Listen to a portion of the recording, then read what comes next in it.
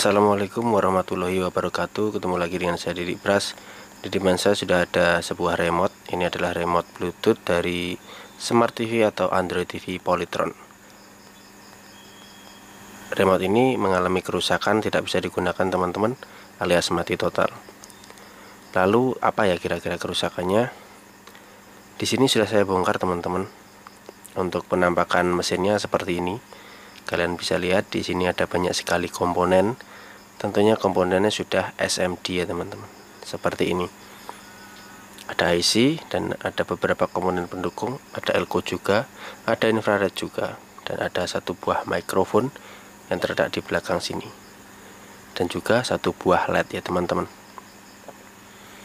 Ini tidak akan dijumpai di remote dengan receiver infrared ya, nggak ada IC yang kompleks seperti ini.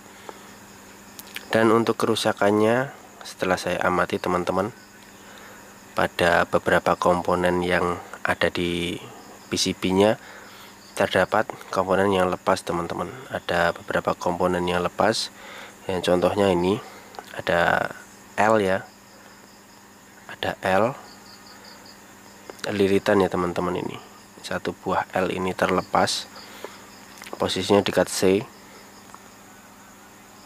Dekat C4 ada L1 bagian atas, dan juga satu buah kapasitor yang ada di samping LED infrared. Kita akan coba untuk solder ulang, apakah langsung bisa atau tidak. Mari kita kerjakan sama-sama. Bagi teman-teman yang mungkin baru menemukan channel ini, silakan untuk dicek video-video yang lainnya. Siapa tahu ada video-video yang mungkin teman-teman sedang cari.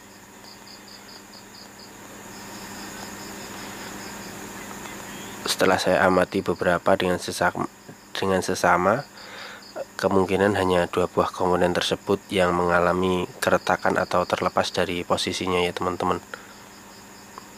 Oke, langsung saja kita mulai pengerjaannya. Tentunya teman-teman harus mempunyai solder ya, karena wajib. Kalian bisa menggunakan solder dengan merek apapun. Saya di sini menggunakan merek Deco, karena selain harganya terjangkau, solder ini juga awet. Dengan mata yang tentunya sudah saya ganti teman-teman. Yang pertama saya solder di bagian elko-nya atau kapasitor yang ada di dekat infrared. Untuk melakukan penyolderan teman-teman harus hati-hati, jangan sampai mengenai komponen yang lain ataupun terlepas, karena komponen SMD tersebut kakinya sangat kecil dan sangat mepet dengan komponen yang lainnya. Untuk mata soldernya saya sarankan menggunakan mata solder yang lancip untuk mempermudah teman-teman dalam melakukan penyolderan pada kaki komponen tersebut. Di sini saya mencoba dan beberapa kali kesusahan karena mata solder yang saya gunakan terlalu besar. Tapi tidak apa-apa, kita pelan-pelan saja sambil diamati, sambil dirapikan. Dan kita mulai pengerjaan di bagian L-nya teman-teman.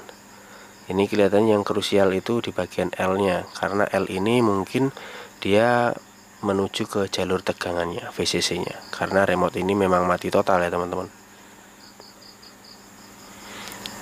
Kita cari posisi yang enak supaya pengerjaannya mudah.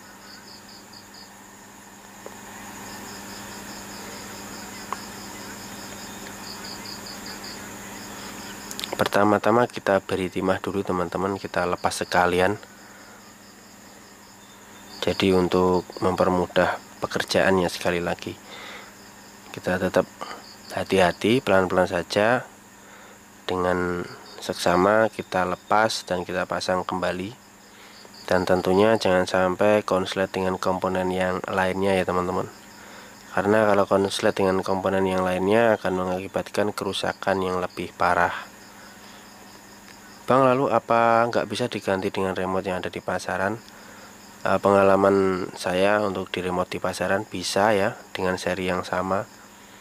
Kalau bisa membelikan dengan seri yang sama ya teman-teman. Ya walaupun dengan seri beda itu bisa, mungkin ada fitur tombol yang tidak tersedia di remote yang mungkin beda tipe ya. Jadi kalau remote-nya tipenya sama, kemungkinan tombol-tombolnya berfungsi semua. Tapi kalau yang ori masih bisa diselamatkan, kenapa tidak dicoba untuk memperbaiki ya? Karena tentunya yang ori lebih awet dan juga lebih kokoh untuk konstruksinya. Ini teman-teman, sudah saya solder ulang. Hasilnya cukup menggembirakan, tidak ada kendala yang berarti. Langsung saja kita pasang ke bodinya untuk kita coba. Ini untuk tombolnya itu seperti ini, dia tidak pakai rubber karbon itu, tapi dia modelnya sudah pakai thick switch seperti ini, seperti tombol handphone. Ini alhamdulillah setelah kita pasang baterai, lampu LED-nya menyala. Kita coba cek infrarednya. Oke, infrarednya juga menyala. Jadi sekedar info teman-teman, untuk mengecek infrared ini tidak bisa dengan mata langsung ya. Jadi kita harus pakai bantuan kamera handphone untuk mengetes lampu infrared. Kalau seperti ini berarti remote-nya kemungkinan besar sudah bisa digunakan ya. Jadi kerusakannya terdapat atau terletak pada beberapa komponen yang lepas, dan untungnya komponen tersebut tidak lepas secara penuh. Jadi lepasnya cuma satu kaki. Kalau secara penuh nanti juga agak kesulitan ya kita mencarinya, mungkin sudah jatuh ataupun hilang. Jadi ini masih bisa diselamatkan. Kita kembali pasang casingnya, jangan sampai terbalik. Mungkin ada beberapa part yang patah ketika membuka, bisa teman-teman lem supaya lebih rapi ya tentunya. Baterainya di sini menggunakan A3 teman-teman, kecil, baterai remote ini. Jadi penampakannya seperti ini. Oke teman-teman, semoga bermanfaat. Jangan lupa untuk subscribe. Sampai ketemu di video selanjutnya. Assalamualaikum warahmatullahi wabarakatuh.